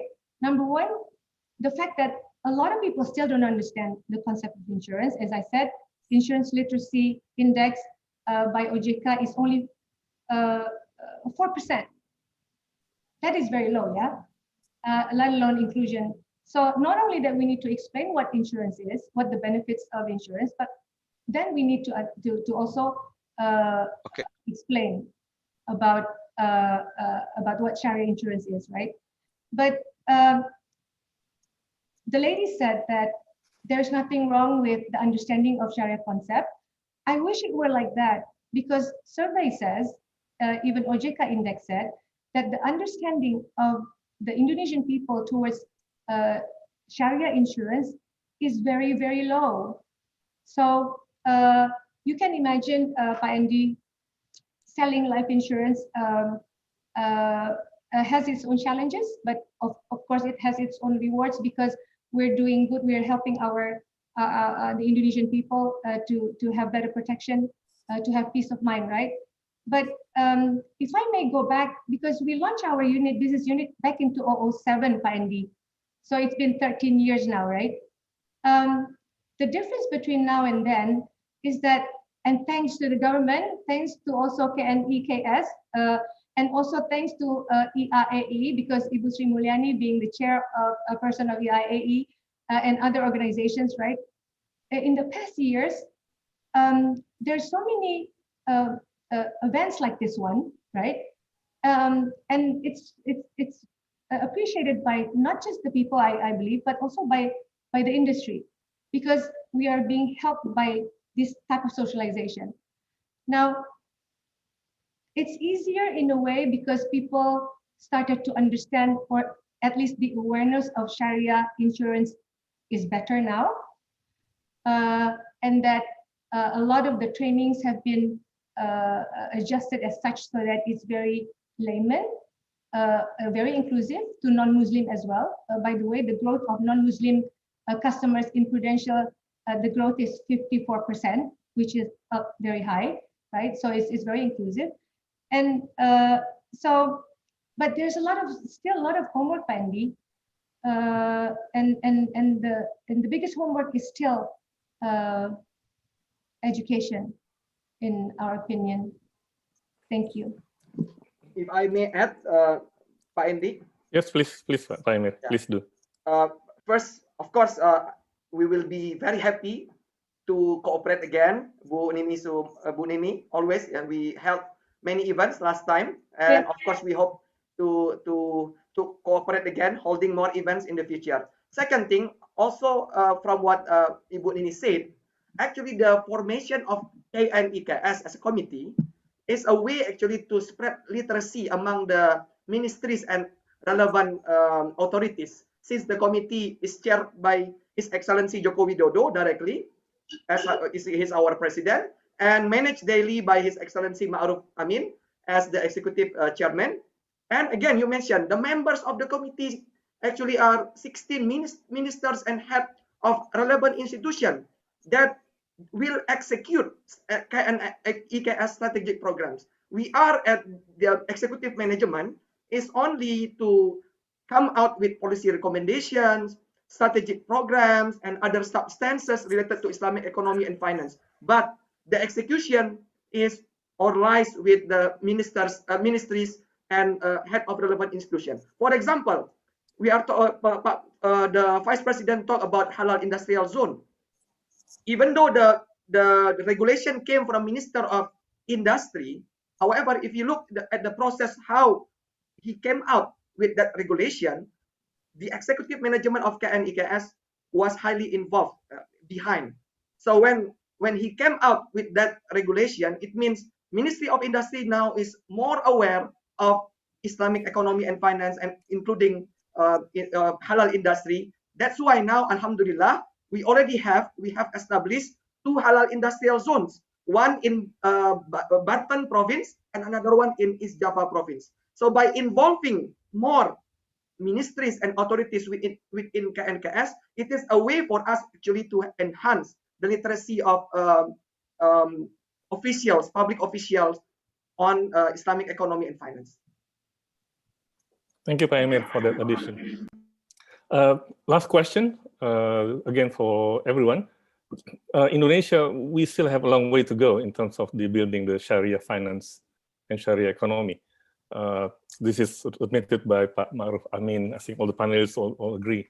We are definitely way behind Malaysia. The Global Finance magazine in a report said Malaysia accounts for more than 50% of the outstanding sukuk. And also in terms of the assets under management, Malaysia is 60%. Indonesia is way, way low. So in terms of lessons learned, not just from Malaysia, but from other parts of the world, what is it that we can actually do to bring these potentials into reality? Let's start with Omar. Thank you very much. Yes, I think as you have said, I think Indonesia has some area to cover compared to our other member countries. Malaysia is doing well, as well as Saudi Arabia in some sectors are also doing well. But I think that in terms of, if we look at the kind of the banking assets in Indonesia, the total right now is approximate Islamic banking is approximately 30 billion at this time. Maybe that number has changed. So I think that there is room for improvement. So if we look at Saudi Arabia, for example, Saudi Arabia, the assets is about 400 billion. Iran is about 500 billion. So I think being the largest economy and also huge population, huge potential, I think that can be raised. Since we also talked about the insurance, the takaful, if we look at the insurance also, the insurance is also room for improvement. And I think that it can be increased. I believe that the assets for takaful is about 3 billion. Saudi Arabia is about 15 billion. So I think that there's room for improvement in those areas. In terms of the lessons learned, if we look at the lessons learned, I think that, and also maybe potential for R&D research in these areas, we mentioned very early on the Waqf, and also His Excellency Vice President also mentioned that this is a huge area. So the Waqf, I think we are and have looked at ways in which we can use the Waqf, especially in the health sector, which so far we have not been able to really materialize, but this is a huge area, especially in the context of the COVID-19, that the need to build hospitals in the urban areas. Land is very expensive. How can Waqf land, Waqf assets be used for halal health services, hospitals, and so forth? So there needs to be some development of business models, innovative business models that will allow the utilization of those lands and through Waqf. Also, I wanted to mention the green economy. This is also a lesson that we can also take advantage of. So if we look at the green economy, one advantage, huge advantage of Indonesia, if we look at, let's say, for example, the electric market, the electric vehicle market that's everyone is talking about right now, how the global players around the world are looking at ways in which they can secure natural resources, they can secure other value chains in order to build electric vehicles. So in Indonesia, for example, one of those natural resources, key natural resources, lithium, is also available here in Indonesia. Cobalt is available, and these are the raw materials, the core raw materials for development. So how can we use Islamic products, Islamic Sharia-based, maybe sukuk, to develop this industry, to develop this value chain, not just using the raw materials for export? So how can it be developed? How can those instruments be used to develop this kind of economy, green economy, also sustainable sukuk, green sukuk products? So I think that these are the areas where Indonesia can really have a competitive advantage, especially in the areas that are developing in those new sectors, in those new economies. Thank you. Thank you. I think that was very good direction where to go. We have to complete this session now, because we promised the audience that they have the opportunity to ask questions. And Esther has already curated some questions for the panelists. So I'm going to hand over the floor to Esther. Silakan. Thank you, Pak Endy. And I think it's very enlightening to see the discussion panel that was going on before this. And so thank you again to all the speakers. And our audience has also been very eager in learning more about Sharia finance, as evidenced in the many questions that we receive. But I think in order to, as we discuss a lot about financial literacy in the discussion panel, I think it's important to cover the basics for the first round of the Q&A from audience, right? Some participants are asking basic questions like whether or not all Sharia financial products are indeed Sharia, and how so. Some are also asking if Sharia banks actually fully comply with the rules of Sharia business, for example, in calculating deposit rates. On that one, I would like to ask the panelists if there's any taker for these questions and concerns. This will definitely address the issue of financial literacy that we discussed earlier. May I take one of the questions that the participant had is, Ibu Esther, can the insurance business be turned into a Sharia business, considering that insurance itself is not recognized as Sharia activity? Yeah. Yes. So again, Pak Emir, you remember this question was being asked to our vice president in a previous interview. So the answer would be it is Sharia compliant, and I'm sure Pak Emir is more legit probably in conveying this message. But Vice President said that there is a law for it, and there is a fatwa for it, and so it is Sharia compliant. And this is actually one of the things that I missed to mention earlier. So there are still people who think that not just the Sharia insurance, but other Sharia products and services are not halal or are not Sharia. Yeah. So maybe Pak Emir, you can help a little bit more on this. Thank you.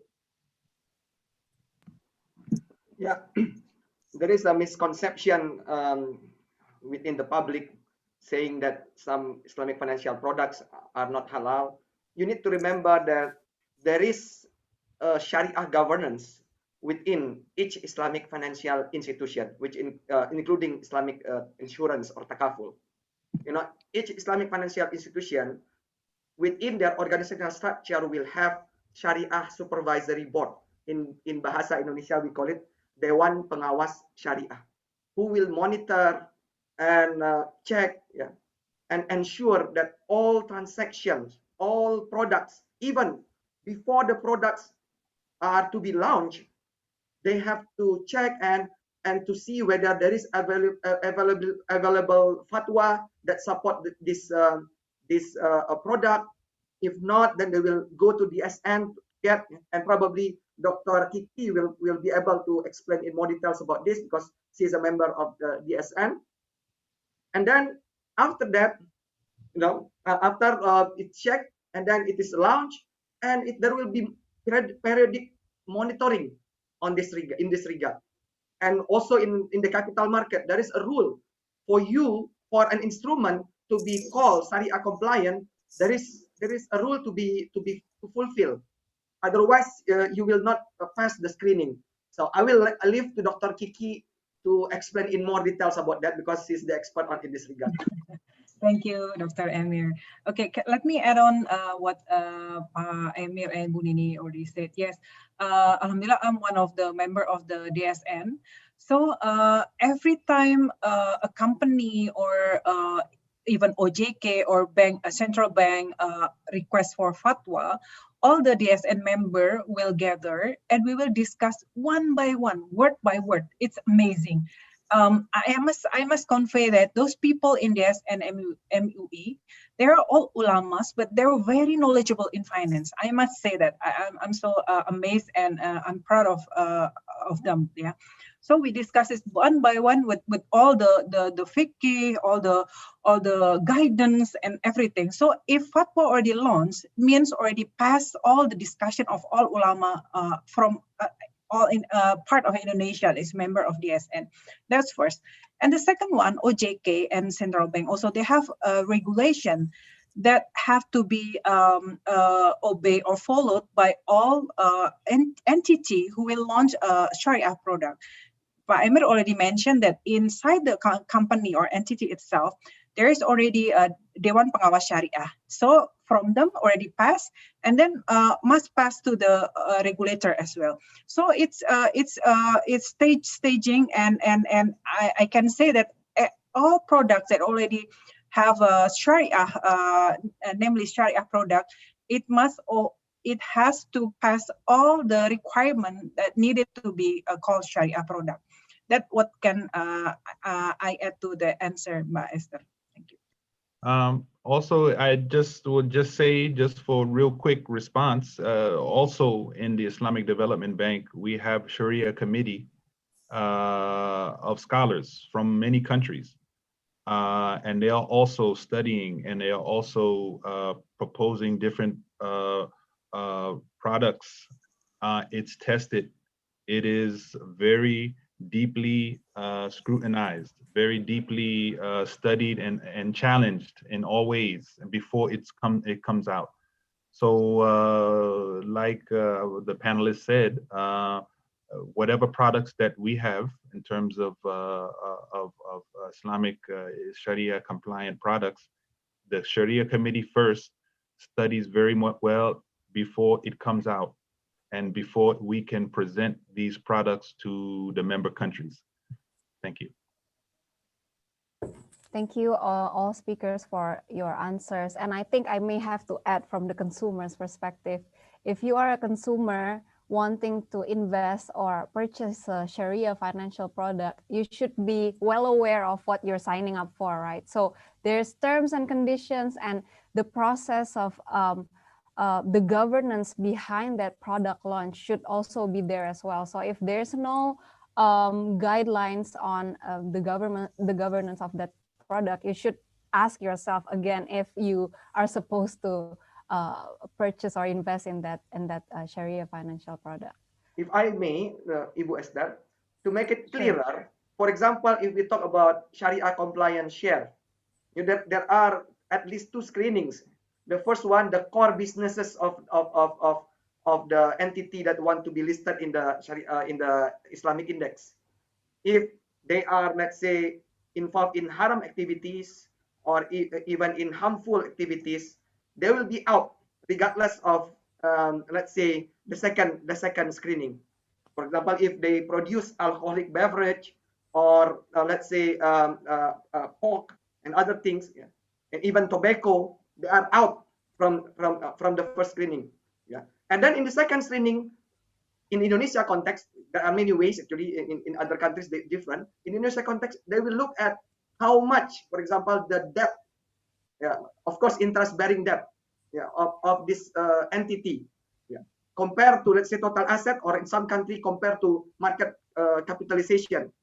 Yeah, in Indonesia, if I'm not mistaken, Dr. Kiki, please correct me, 45% is the limit. So if you are exceeding the limit, you are also out, yeah, from the index. Although your core businesses are already halal or Sharia compliant. So you can see the difference now. Yeah. Thank you, Pak Emir. Yeah, I forgot to touch on that. The 2 requirements already said by Pak Emir. The last one is if the company have a non-halal revenue. Non-halal means, don't think about something extreme. Yeah, non-halal means if the company put like a time deposit to a bank, so they have revenue in terms of interest that no more than 10% of the total revenue of the company. So it's very rigid. So very rigid to be eligible to be called as a Sharia stock. Now, as I mentioned before, Pak Endy, like 10 years ago, we had only like 200 shares, but now we already have like more than double, like 450 something Sharia stock. So the demand is there that companies or company who has share in the stock market, they want to be included in the Daftar Efek Sharia or Sharia share list. So this is very rigid process. So if already put in the desk, so it's really Sharia compliant stock. Yeah, and now it's 64%, right, of the entities are already Sharia compliant. So please invest in the Islamic capital market. Yeah, that's true. Pak Endy, you mentioned whether we can be like Malaysia. I think with all the opportunity that the capital that we have, I think we can be better. Yeah. For example, like now we are the member of G20 country. Yeah, we contribute to the big number of the GDP in the world. We have the biggest population, a Muslim population in the world. And we have all the requirement actually to be one of the Islamic economic hub. And I know, Pak Emir, before the discussion about KNEKS, previously it was almost named like KNKS, yeah, Komite Nasional Keuangan Syariah. But Pak Hyai insists that not only keuangan, but also economy. So it's not only in keuangan but economy. You see why? Because we see that actually in finance industry we are actually ahead in Sharia products, but we are a bit behind in the real sectors. So I think one of the answer, Pak Endy and also Mbak Esther, I think we have to connect between real sectors who demand for Sharia compliance products or who produce Sharia products with the finance Sharia finance industry. So that's, I think, one of the answer to enlarge the the size of Sharia economy in Indonesia. So now we have KNEKS, right, Pak Emir? So it's include for finance and economy. That's awesome. I know the discussion, Pak Yai mentioned many times. Thank you, Bu Kiki, and all speakers. It's good for us to hear the regulatory oversight and also scrutiny in all Sharia financial products in the market. So I hope that all of us here is ensured that Sharia finance products go through rigorous process and with a lot of people involved in it to scrutinize on the products.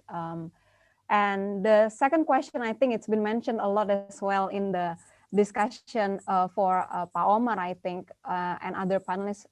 Of course, if you want to jump in, please feel free. From Putri Yohana, it's the big question of will Indonesia ever grow its Sharia economy, such as Malaysia? Well, I think it definitely has the foundation and also has the potential, definitely. I always joke with my Malaysian, we have an office in Malaysia, our Center of Excellence for Science and Technology. So I joke with our colleagues there. I said, Jakarta, Greater Jakarta is all of Malaysia. Correct. Yeah. So the potential for Indonesia to grow and be the leader, really, as it is the leader in terms of population, in terms of the economic size, the gross domestic product for all of ISDB, OIC member countries, it's #1. So I think that the foundation is there, and I think the commitment at the top from Vice President, also from all down, I think the commitment is there. So so it's only a matter of time.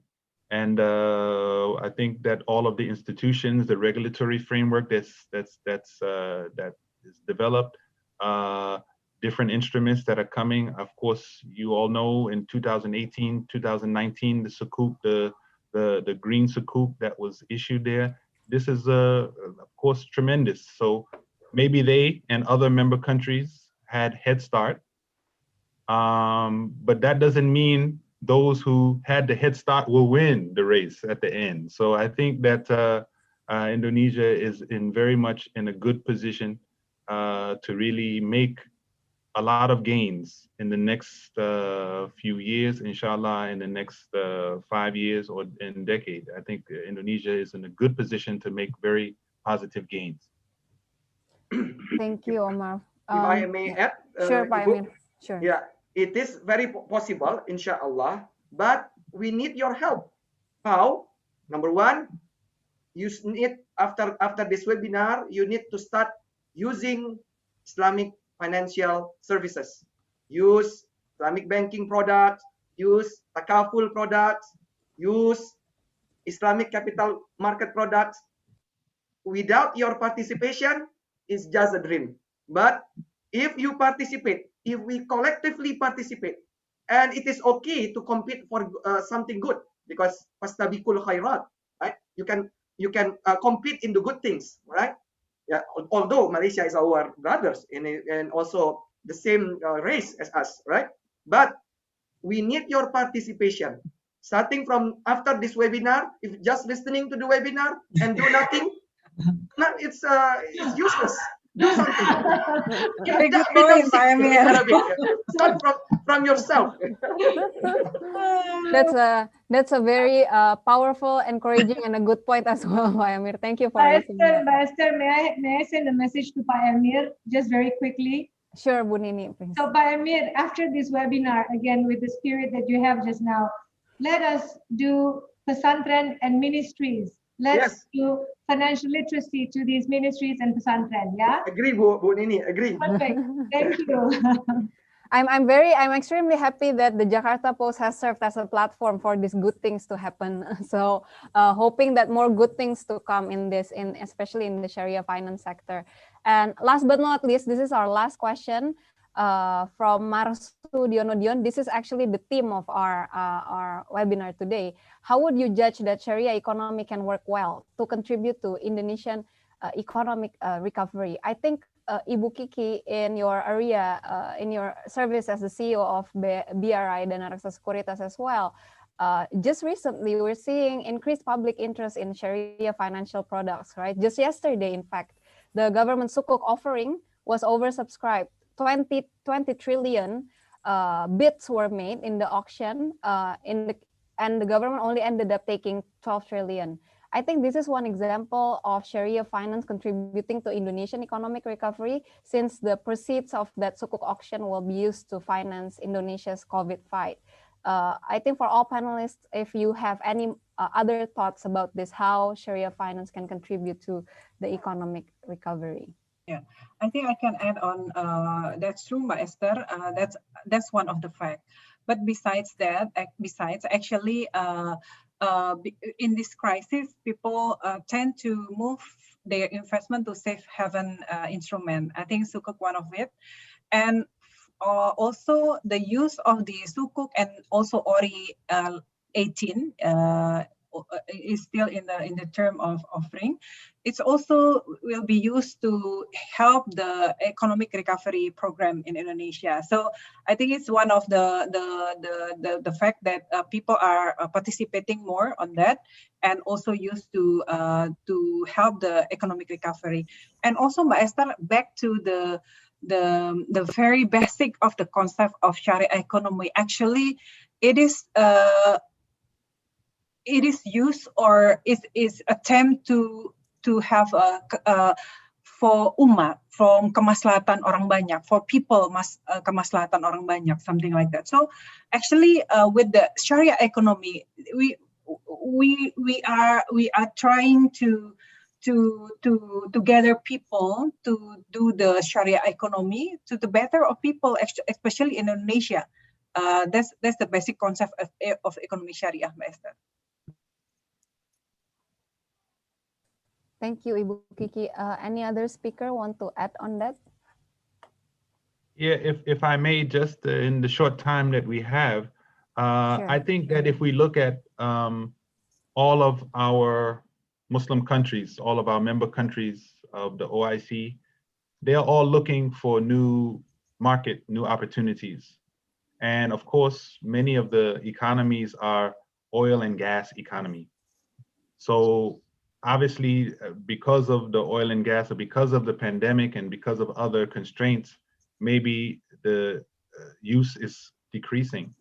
But that doesn't mean that other markets cannot spring up as a result.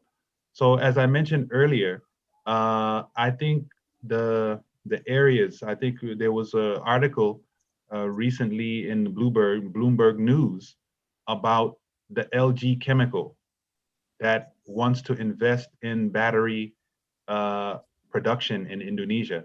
This is a market that's just coming up, just blossoming.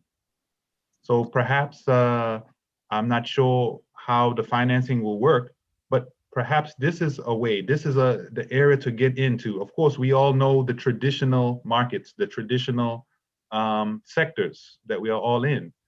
But sometimes through this challenges that we have, through this pandemic, through this slowdown of the economy, then the economy can be reborn, or new areas, new sectors can spring up. So I think that this is a potential area that perhaps the Islamic financing instruments can be used to develop. Thank you, Omar. Pak Amin, Bu Nini, do you have anything else to add? We're closing in a bit. Yeah, I just want to comment a little bit on earlier comments from Pak Emir about, and other speakers about research and development. So it's an area that we also feel that there isn't enough of it. Prudential plans to establish what we call Sharia Knowledge Center. And we also want to make sure that the data is available there. Pak Emir also mentioned that it's not very easy to find data. Pak Emir also mentioned that there should be more integrated and harmonized regulations Yeah, Pak Emir, yeah, so that it's easier, it's harmonized within one bucket. There's still we feel that there should be Sharia investment instrument, more of Sharia investment instruments and tax. There are some tax issues, but we are happy that the relevant institutions, the Ministry of Finance, OJK, and also KNEKS, it has been helping us with all that. There is a very rigorous communications. It's a very good dynamics. And I like Pa Emir said, if we just listen to webinar and don't do anything, right? So the halal industry people mostly are more understanding of the halal things. So next time you want to think about purchasing insurance, make sure you purchase a Sharia life insurance policy. Thank you. Thank you, Ibu Nini. Pak Emir, do you have anything to add? No, like when I was in the pesantren, I was taught al ilmu bila amalin kasajari bila thamarin. If you gain the knowledge and you don't practice it, just like the trees without fruits. So don't be like that. Very good, very good. Completely agree, Pak Emir. Thank you for the powerful closing remark. I think that's the end. That's just very suitable to end our discussion this afternoon. Thank you for all the distinguished speakers for your insightful remarks. Thank you for all audience for sticking through with us in the past 2 hours. And thank you as well for all your questions. We're extremely sorry that we cannot, of course, deliver all your questions. Stay tuned for our upcoming webinars and live programs. Subscribe to the Jakarta Post on jakartapost.com/packages. Follow us on our Facebook and YouTube, the Jakarta Post, at JakPost on Twitter, and at JakPost Images on Instagram. And lastly, I would like to invite all panelists, all speakers, and Pak Endy today to please put on the brightest smile in Indonesia today. This is a very memorable event for us to remember, and an invitation as well for all of us to invest and to purchase Sharia financial products as well. So let's smile to the camera in 3, 2, 1. Okay, that's the way to do photo op today. Thank you very much again, everyone, and please stay safe, everyone. stay healthy. Goodbye. Thank you. Thank you, Mas Endy, Mbak Ibu Esther, Pak Nini, Assalamualaikum. Nini, Thank you. Dr. Omar, Yes, and Ibu Dr. Pak Kiki, Amir. Pak Omar. Thank you. Thank you. And thank you everyone for watching. Thank Thank you. Terima you, kasih everyone. banyak. Assalamualaikum warahmatullahi wabarakatuh. Waalaikumsalam. Waalaikumsalam. Waalaikumsalam warahmatullahi